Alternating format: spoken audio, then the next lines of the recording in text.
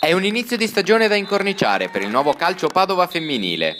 Dopo aver travolto 5-1 il Gordige nella prima uscita stagionale in Coppa Italia, le ragazze di mister Michele Maffaccini si ripetono anche all'esordio in campionato. Il risultato è solo leggermente diverso, visto che le biancoscudate battono per 4-1 il Trento, conquistando i primi 3 punti della stagione in Serie B.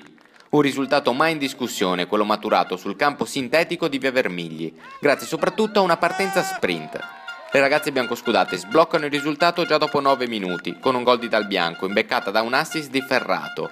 La stessa bomber Claudia Ferrato, già segno con una doppietta nella prima uscita di Coppa Italia, si mette in proprio un minuto dopo, realizzando il raddoppio con una grande deviazione al volo sugli sviluppi di un calcio d'angolo.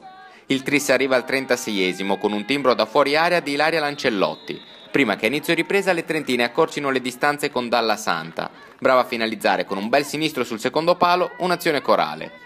Ma il Padova fa tempo a calare il poker al 7° minuto della ripresa con un'altra rete di pregevole fattura, realizzata da Marta Michelon, lesta a inserirsi e battere di potenza il portiere.